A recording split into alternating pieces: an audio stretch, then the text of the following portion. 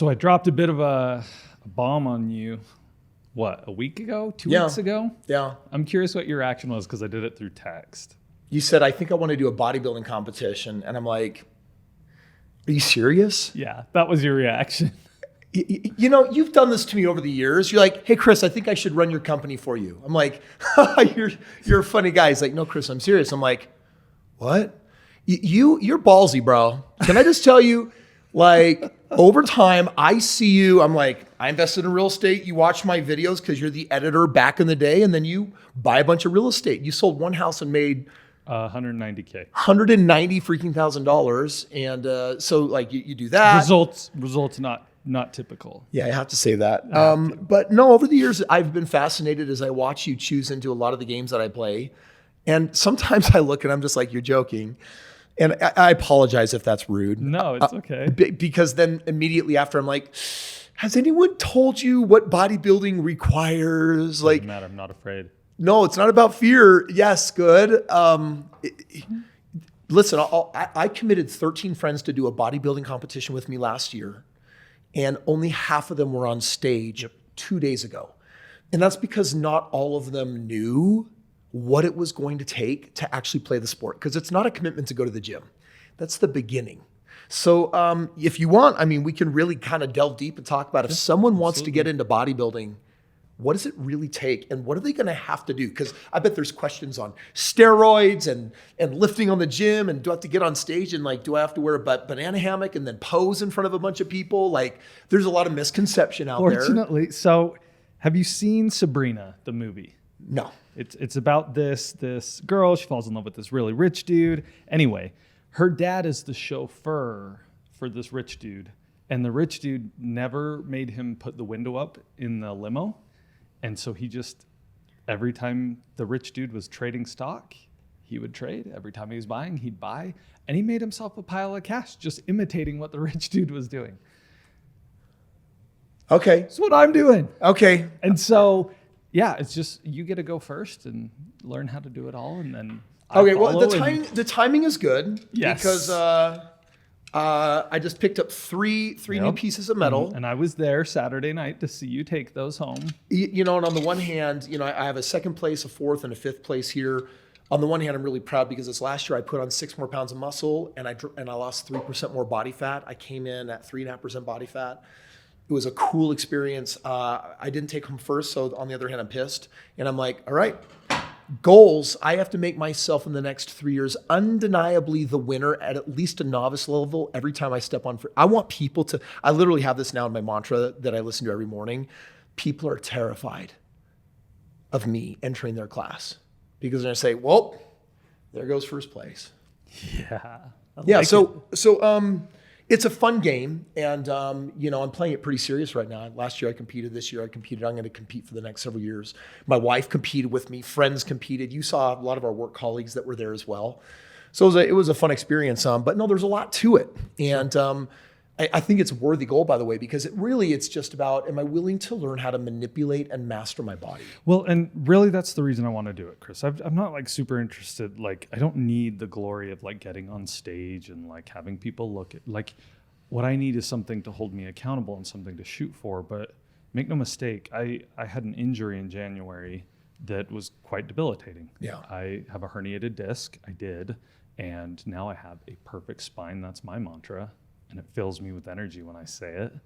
But I couldn't believe it. I went go-karting and woke up the next morning and I couldn't walk. And I was like, I'm 37 years old and I realized I'm being a poor steward of my body.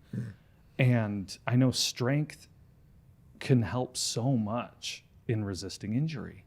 And I don't want to be in my 40s and be like an old man that's like, oh, my sciatica. Dude, you know, there's a lot of people, family members of mine that are in their 40s and they're all talking about the good old days. Yeah. And they're all talking about, you know, our bodies are on decline. And I'm just sitting there, I'm like, fitter, faster, stronger than I've ever been in my entire life. And I want that. Like, when I hurt my back, someone said to me, get used to it, man. Every few months now, you're going to have an episode like this. And I was like, no. Okay. No. So I'm going to tell you right now then, Carson, there's 5 major things that you need to be prepared for if you're going to make this commitment. Let's do this. And here's the preface. First of all, you're going to live well over 100 years, meaning that at the rate modern medicine has caught up to the longevity game, where there's literally articles out there circulating that we're going to live, quote unquote, even forever. I'm just going to take it to 140 years. I believe I'm going to live 144 years. And I'm living my life every day as if that's going to happen. And first of all, modern medicine has really unlocked in our telomeres how to extend life. But extending life and extending quality of life are not the same thing. We're responsible for the quality of life largely. The lengthening of life, doctors are doing that.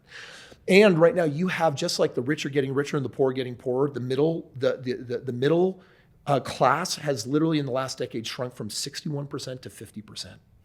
Half those people are poor, half those people have joined the wealthy.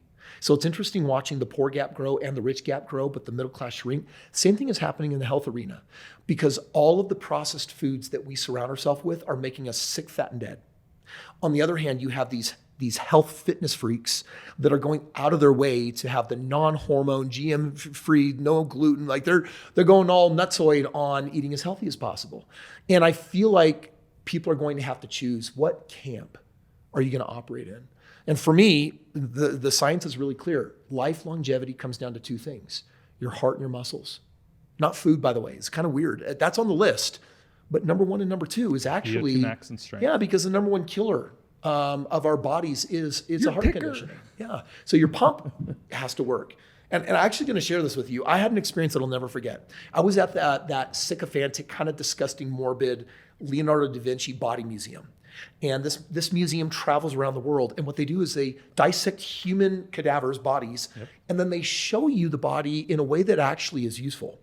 They had shown an entire body dissected except for its nervous system, its circulatory system. It's awesome. And in the circular system, it showed all of the blue vascular of the entire body. Someone spent like thousands of hours showing the tiniest, like literally 60,000 miles of veins, veins, and arteries and heart. Yep. And then it showed the heart. So it showed Lance Armstrong with his heart like monstrous sized because he grew it, because it's a muscle. And it showed this monster heart for a normal sized body, a healthy body. And this was mimicking what his body looked like. Next to him, they showed a person who was, I think, 200 pounds overweight. And it showed a normal sized, undeveloped heart. Mm-hmm. But the vascular system was so huge that this tiny pump has to work so hard to get it everywhere. And in one image, I was like, that's it. Got it. Why do people die of heart disease, heart attack, et cetera, et cetera? It's because the heart is a pump. By the way, the pump actually, the heart actually has like 40,000 neurons in it. It's actually a mini brain. So syncing the heart and the mind is a powerful thing. But the heart itself is a pump, pumping blood and oxygen through your body. So if you're overweight, you're taxing your pump, and that's why the heart gives out. So let's then talk about the 5 things that you're going to need if you're going to bodybuild. Yeah. Yep. Number 1, don't do it without a coach. Don't be self-taught. Sure. You need someone that, pick a coach who has taken first place. You're okay to take notes. Yeah, I'm getting. Okay. I should take some. You got to find a coach that has taken first place. They've competed in multiple bodybuilding, expeditions. And they have many students that they've helped do this with. So, for example, I've worked with a number of coaches, but currently I'm working with Coach Yo. And he's taken first place before, and he's competing again in 2 months. He is very competitive, and his goal is to go for his pro card. And if he gets his pro card in 2 months, then he'll go to nationals in Vegas the month after.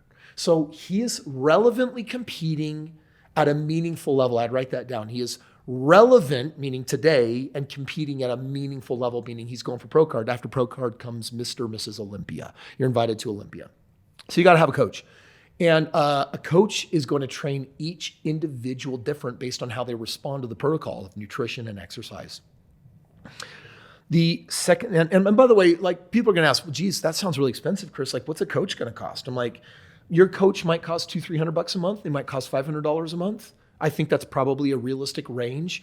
They should be willing to meet with you at least once a week. They should do a workout with you once a week. You should be rotating through different exercises. They should give you an exercise plan. They should give you a nutrition plan. Every week they should be getting photos from you, and a couple times a month they should be using calipers to pinch your fat and getting measurements to basically say, all right, I know what your body fat is. I also know your muscular content. And the goal is to grow your mass of muscle and then to shrink your mass of fat. And that's really what bodybuilding is it's recomping the body, taking the composition of muscle to fat ratio and altering it. Now, one of the cool things that you're really trying to do by putting a ton of muscle on the body and by removing fat is you're creating an efficient body that can like crush your food. When people are overweight, it's because they lack enough muscle to consume all the calories that they're eating, or they eat more calories than they need and there's an addiction there. There's a food addiction, sugar addiction, something. So what you're doing by putting a lot of muscle on the body is you're building up your metabolism. That's what muscles equal, metabolism. And a lot of people don't understand this. They're like, muscles are for showboating. Muscles are for strength. Muscles are for looking good. Muscles are for, Hollywood. I'm like, no. They're consuming food. Like they are efficiently burning through the calories that you put in your body.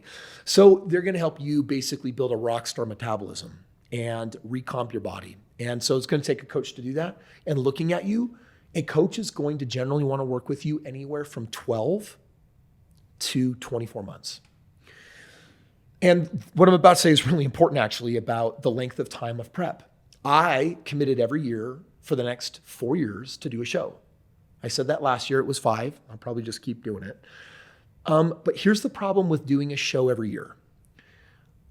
After a show, I have 2 months of recovery. Mm-hmm. Then I have 6 months to build, and then I have 4 months to cut. Now, what am I recovering from? My body's been on some heavy supplements. We'll talk about those in a moment. So I need to get my liver enzymes into a normal range. I need to get my kidneys into a normal range again, because things like creatine can tax them, or if your testosterone count is too high, sustained too long, that can actually make some trouble for your liver enzymes. And so when we get to supplements, we'll talk about what you should do, but it's basically a year is going to look like this. It's 2 months to come down and recover. It's 6 months to do a stack of building. And then it's 4 months to slowly bring down your body fat. So that means that in a year, you only get a 6-month build phase. Mm-hmm. If you do a show in 18 versus 12 months, you automatically add 6 more months on your build. And even though you're going from a 12-month prep to 18, you just doubled. You now have 1 year of building muscle. So generally what's happening is you're adding all this muscle to your body, and then you have to carefully remove the fat without removing the muscle. You're trying to actually, during your build phase, you're rapidly growing your muscle. And then during the cut phase, you're slightly growing your muscle while carefully taking fat off the body.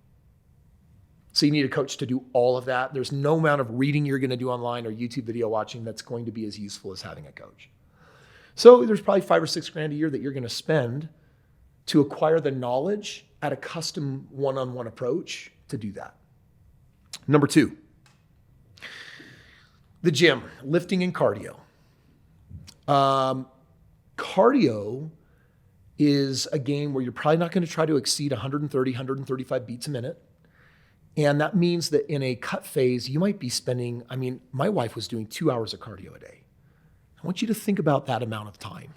You might be asked to do an hour on average, or maybe during your build phase, only 30 to 45 minutes.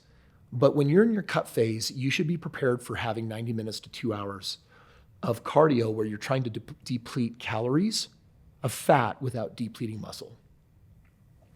So there's a time commitment on that game. Similarly, lifting, you're going to need no less than 90 minutes and maybe even once in a while 2 hours for lifting.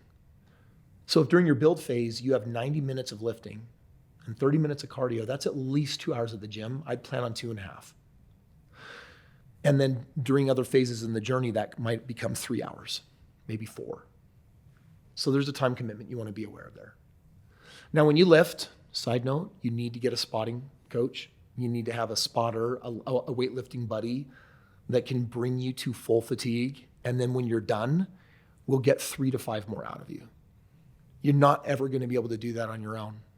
People just aren't mentally strong enough to be able to do that. You need someone that is going to be there at the gym with you, pushing you beyond your limits, because our goal is to fail every day. That's how you hit personal bests. You have to destroy the muscle if you want to build back something stronger. So it's going to be a lot of sets. It's going to be a ton of reps, and you're going to need someone there that is pushing you. Some people think spotting is just, keep them from dropping the weight on their head so they don't die. Spotting is literally coaching more reps out of you. and then helping with 5 or 10% to get even more out of you. And then saying, drop 20 pounds, give me 10 more. Because to build muscle, you do high weight, few reps. But a bodybuilder will lower the weight and do a lot more reps, because what they're doing is they got to ensure that they tear the fibers down enough so that they go to failure and then can grow them back. Your coach will help you with that too. So lifting, cardio, getting a coach. Any questions on those first 2 items? Nope. Okay, number 3, nutrition. You definitely need a coach for this one. On your macros, most bodybuilding diet consists of, I'll give you a typical routine, right? Like I eat a dozen eggs for breakfast, and sometimes a dozen at night. The majority of them are egg whites. So this is a way to pound protein. If I need carbs during a build phase, I'll probably get some oatmeal with my breakfast. And I'm also eating before I go to the gym, and that does mean 4:15 a.m. Now that can be light, like a bowl of Special K and banana and my first protein drink, but I'm never lifting fasted, and I'll never live fasted ever again. So you're gonna have 6-7 meals a day. There's one before you work out. There's one the moment you come home. Then there's breakfast. Then there's second breakfast. Then there's lunch. Then there's second lunch. Then there's dinner. And then there's often an evening dinner. So hobbits make good bodybuilders. Hobbits should be good bodybuilders at the frequency at which they eat. Yeah. Chicken and rice are going to become staples and friends, and food is boring. At first, you'll go through a phase where you're looking for culinary desires. Ways to make it interesting. Yeah, but then at some point, it's just literally the more basic the food and the more elemental food, the better your body will process it. Rice is a carb, chicken is a protein. Mm-hmm. You only eat as many carbs as you need to build the muscles that you need, and you're going to be lacking. You're going to get very few fats. I'll get a yolk and maybe some peanut butter, a little here and a little there, because energy comes from carbs or fats, and most bodybuilders take it from carbs and then pulling fat off of the body by deficiting. So they're deficiting on their cardio, they're deficiting on their eating, and they're deficiting while they're lifting. So let's just assume for a moment that your metabolic rate currently is, well, let me ask you this question first. Have you ever dieted before to lose weight? I mean, dieted, yeah. How many times in the last decade have you dieted to lose weight? I have been on a decent meal plan for the past several years. Okay. Most people, if they're doing some type of diet that doesn't include gaining muscle, what they're doing is slowly destroying their metabolic rate, right? Because with fat loss comes muscle loss. So a lot of people that do dieting, they strip the muscle off of their body without realizing that now it only gets easier to gain fat because the muscle isn't residually burning your unused calories. So what we're going to do here is really the opposite in the nutrition, which is basically building up a metabolic rate. Let's say yours is 1,800. The goal is to add, every pound of muscle you add is going to give you, depending on your height, weight, and age, I bet for you probably 20 to 40 extra calories that you can consume a day per pound of muscle. And looking at your body right here, my guess is for you to compete, you should minimally have a goal of putting on 15 to 20 pounds of muscle. So if every 10 pounds gives you an extra 300 calories you can burn, 20 pounds is another 600. 20 pounds from now, bro, you've got a metabolic rate probably of 2,400. I can eat more. Yes. And then just because you do your cardio and your lifting, there's another 1,000. So now you can eat 3,400 or 3,500. Right now, during my bulk phase, I'm going to be consuming 4,500 calories a day. It's a lot of food. Yeah. So I'm never on the other end that I spent a decade doing of like, I'm trying to lose weight, so I need to eat less. I don't do that. I do the opposite. Oh, I'm trying to lose weight. I better eat more. Because what you eat matters, and putting on muscle is ultimately the answer to sustainable weight loss. Sustainable weight loss is a muscle game. All right, that's nutrition. 2 more. Supplements. The world's changed a lot in the last 5 years. Here are the major supplements that I'm talking about. Number 1, hormones. You got to go to Dr. Rhett Smith at Genesis. He's my buddy. He's a short drive from where you live. He's going to do a blood panel. He's going to look at your entire body, and then he's going to also be checking your estrogen. In men at a certain age, sometimes they've inverted and their T is low, their testosterone is low, and their estrogen is high. So it might put you on a bit of an estrogen blocker to lower that, and then also give you injections or pellets or something to get your testosterone to a normal level. And so that's just the most basic supplementation to be aware of. And you need to know this, because if you're against this, bodybuilding is not an option. It's just not the way you want to go. Meaning, there's other ways to get healthy. Go rollerblade more, or go hiking more. But bodybuilding, you can't add muscle without a killer workout, testosterone, a spotter, by the way, that's part of the killer workout, protein, and amino acids. Those are your basic building blocks. They are requirements. So the next category of supplement is actually pre-workouts, amino acids, proteins. Every morning, so I'm a bucked up guy.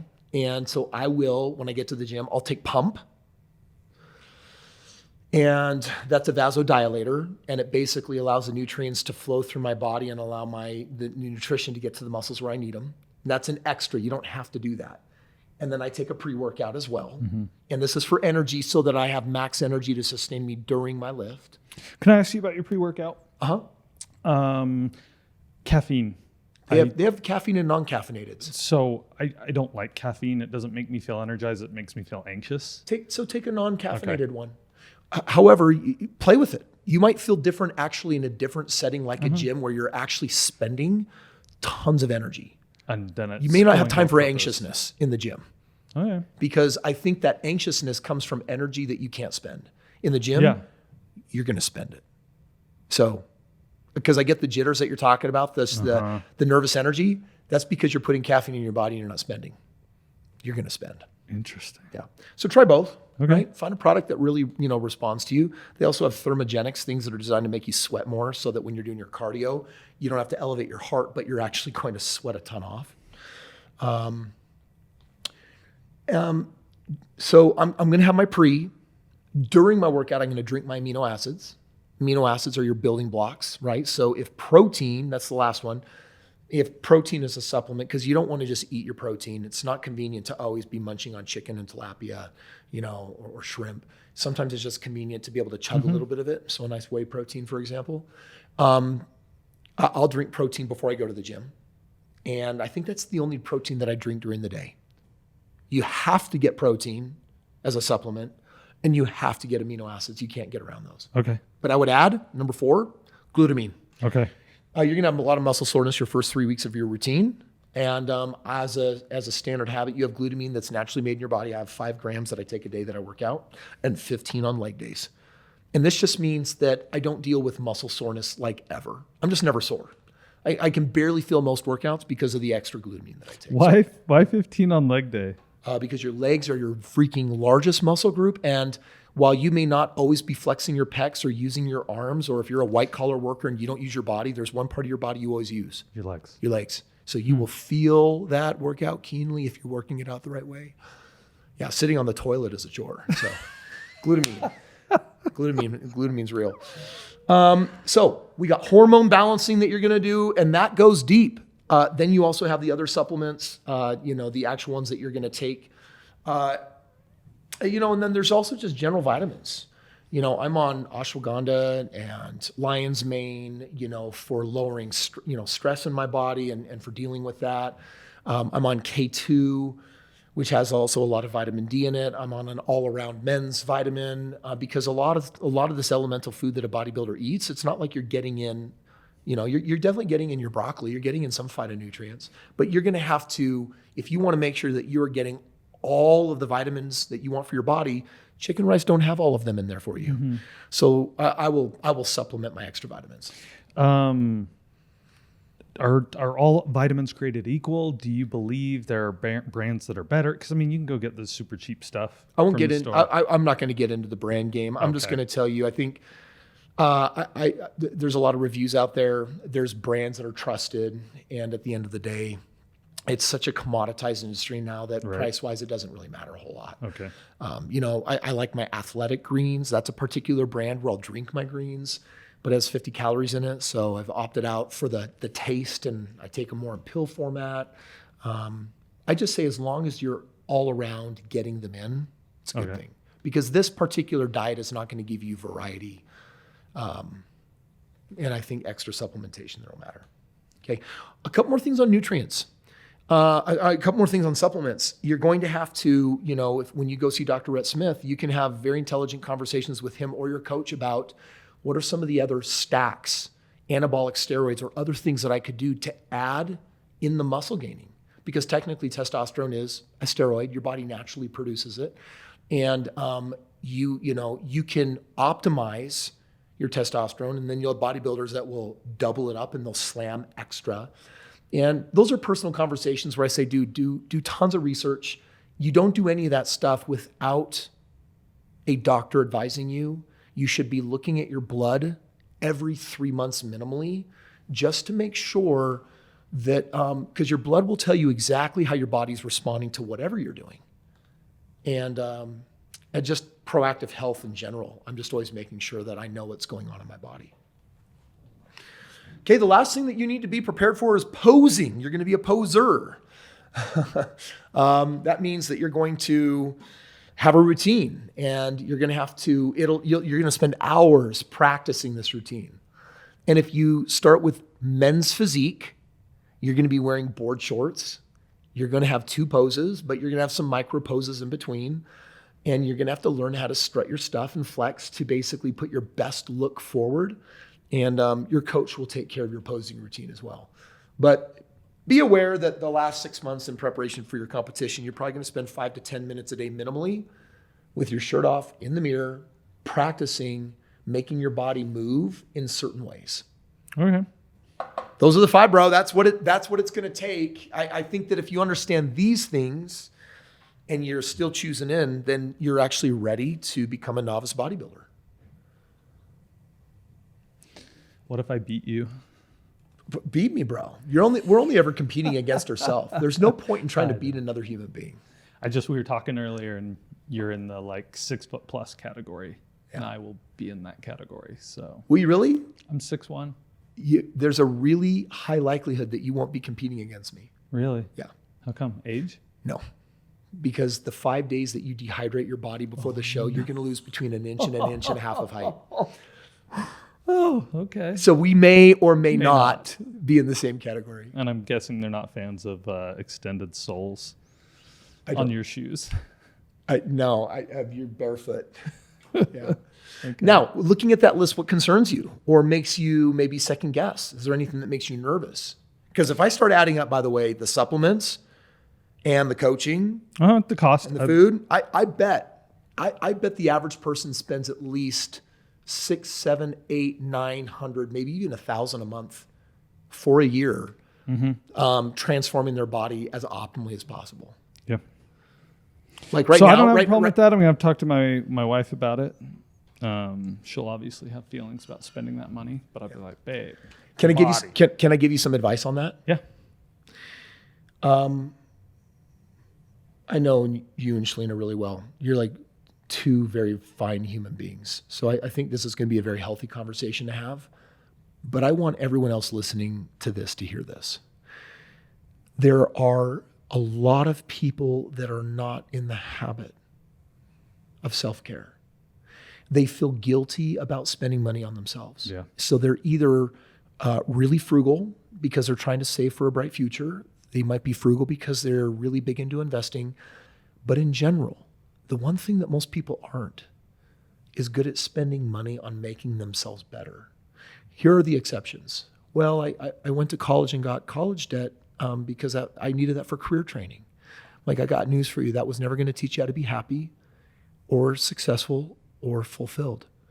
And similarly, there's a cost to optimizing your body at the highest level possible, because doing it without a coach or doing it without some of these supplements, it's going to be really, really hard. Your results, you'll put in the effort and you might get 20 or 30% max of what was actually available.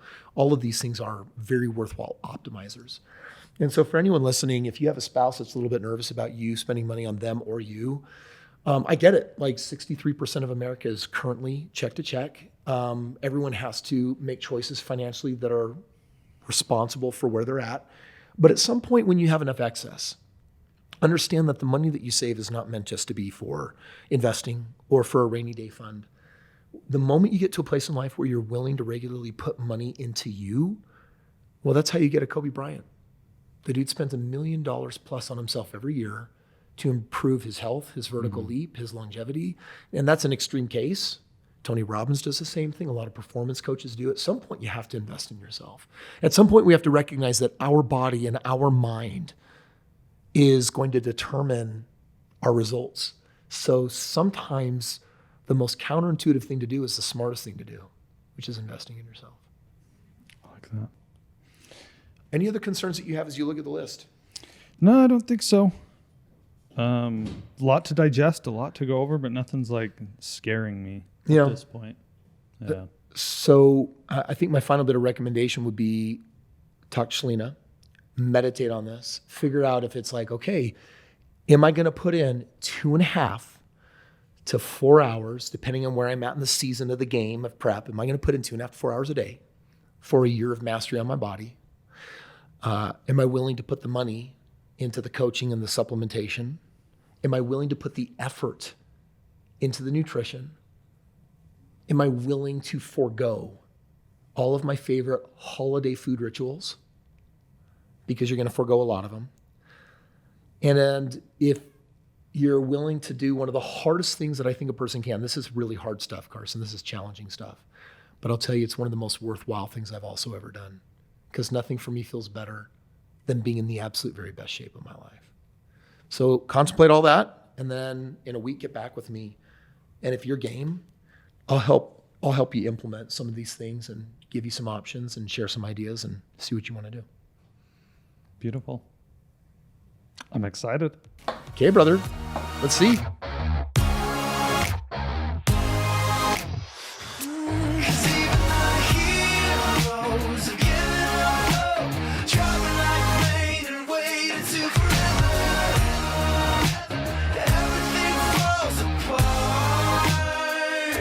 Cause even